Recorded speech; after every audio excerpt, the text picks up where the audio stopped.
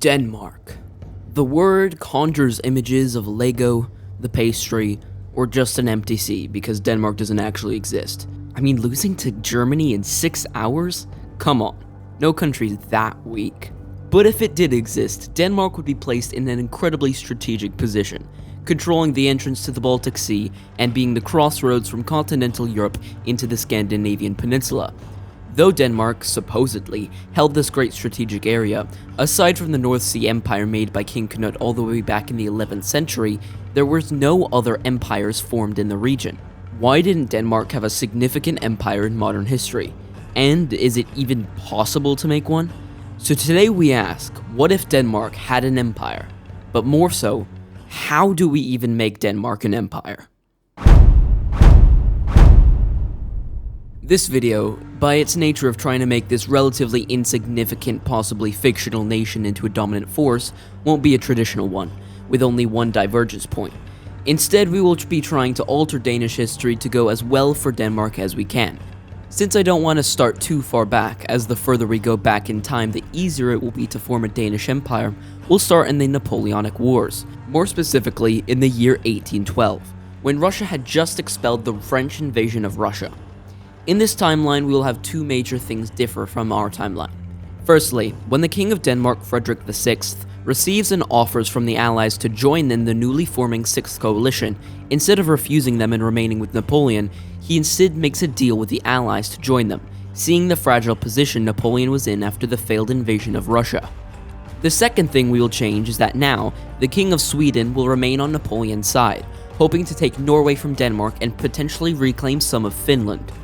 Here to explain some of the effects our changes have made is my local citizen, Nord.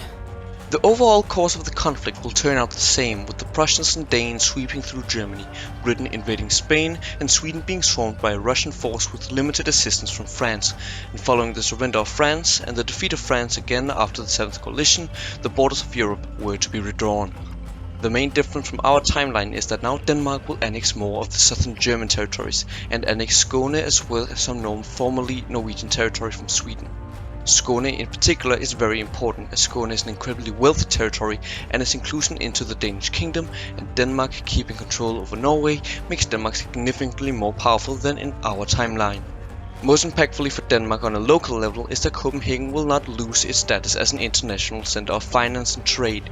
This will help with preventing something later, but for now it is quite useful for Denmark to recover economically after the war. It would be during this period where it's crucial for Denmark to begin a more early industrialization campaign, sparked by the wealth and prosperity from Skane, Schleswig, and an undisturbed Copenhagen. This faster industrialization is required to keep Denmark on pace with other states of Europe, as a slower approach to industrialization will lead to Denmark eventually being overshadowed by much more powerful neighbors. In this timeline, instead of Danish industry booming in the 1870s, more Danish fostering of their rich territories will begin the development of a manufacturing industry in the 1850s, in the short term allowing them to perhaps near the economic output of industrial nations such as Belgium. The Danes will also use the time for the end of the Napoleonic Wars to the 1860s to improve the education and living standards of their people, reform and modernize the military, reorganize the government, and continue to foster good relationships with Britain.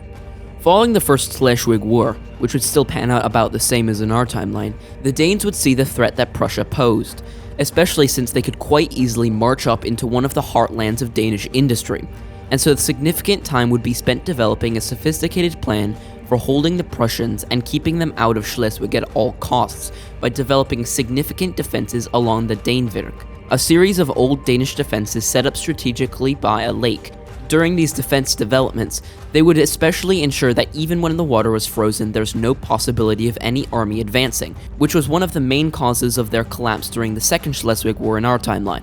On top of this, the Danes would begin building up their navy even further, both to maintain trade and in case of a double Swedish-Prussian war. Even with our changes, though likely due to different reasons than in our timeline, in the mid-1860s the Second Schleswig War would break out. In this timeline, the Danes are in a significantly better position, having a larger military which is far more modernized, more competent military command, and a far more developed defenses and defensive techniques. Though the Austro-Prussian forces would be able to push into Holstein, they would suffer significantly more casualties, as two Danish armies would stick to the coasts and therefore to the sides of the enemy advance, employing a strategy of minor raids and picking off smaller units. Eventually, these Danish armies would be transported back to Denmark proper via the Danish navy. The main bulk of the Danish army would consolidate their full defenses on the Danevirke, withstanding constant attacks by the Austro-Prussian armies and considerably dragging out the war, inflicting large amounts of casualties on the attackers. Over the course of around 2 years, the war would drag on, with continuous raids and minor blockades of Prussia resulting in severe economic strain on the nation. After around a year of no successes, the Austrians would pull out of the war, leaving the Prussians alone to deal with Denmark. Eventually, though, the British would be called to arbitrate, as they desired to maintain the territorial sovereignty of Denmark and saw that the attrition war would eventually lead to a Danish collapse. A meeting would be held in Hanover to declare peace terms. Prussia would annex most of Holstein, though Denmark would maintain control over the territory up to and around the Kiel Canal, as well as Kiel itself, and in return, Denmark would formally unify Schleswig into the Kingdom of Denmark. Prussia would also be forced to pay war reparations to Denmark to help them recover from the war.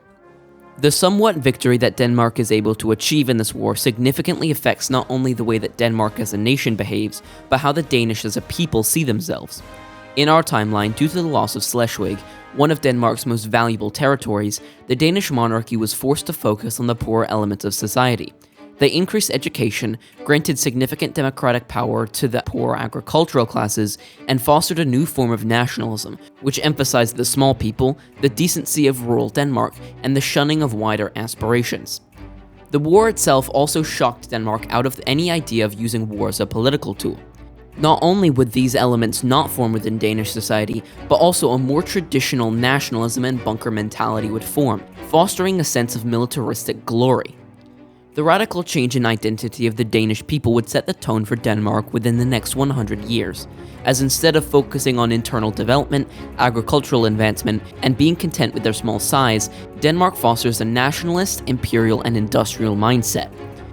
Following the war, Denmark would extract iron and other metals from Norway to use in their manufacturing industry, and through their strategic position, they would be able to take advantage of trade passing through the Baltic and North Seas, and so begin to focus on an export economy, further bolstering their new industrial capabilities. Sorry to interrupt the video, but since I hit 1K subscribers, I'm contractually obligated to do that YouTuber thing now. Did you know that over 80% of my viewers are unsubscribed? To keep up to date with all the crazy videos I have planned, please make sure to subscribe.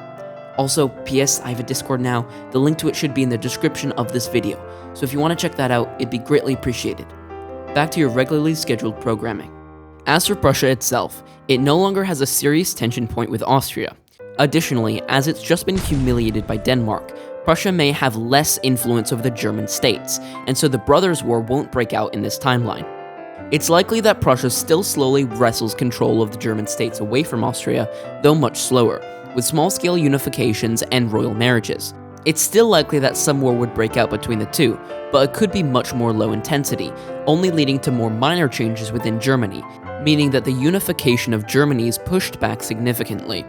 This also has a notable effect on the colonization of Africa, as there likely wouldn't be a Berlin Conference in this timeline, so the colonization of the continent would be more of a free-for-all like America was, where powers would go into large-scale conflicts over territories in Africa. It's likely that during this process, Denmark is able to create somewhat of a minor colony with Africa, mostly for prestige, although they would gain some useful resources which could be used to further their industrial development.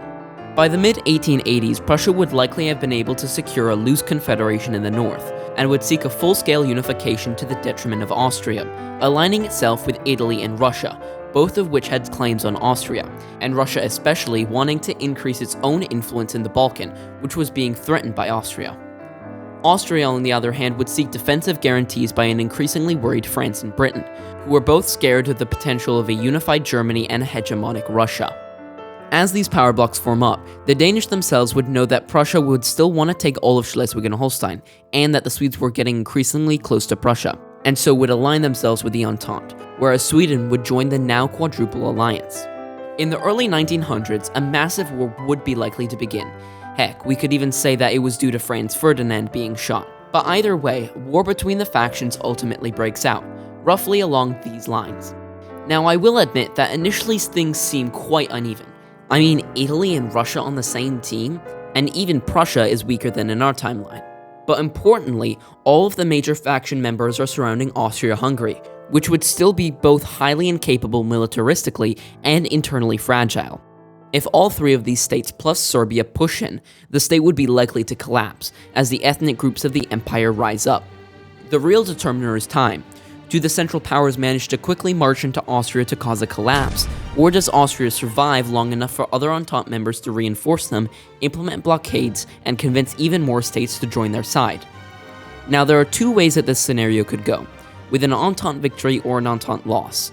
Since this video is about Denmark creating an empire, and I personally think that's the more likely option, we'll go with the Entente victory scenario. In this timeline, the Austrians managed to barely hold out, allowing for reinforcements to come to solidify their front lines. The Danish, who had been building a line of fortresses on their Prussian and Swedish borders, would attempt to hold.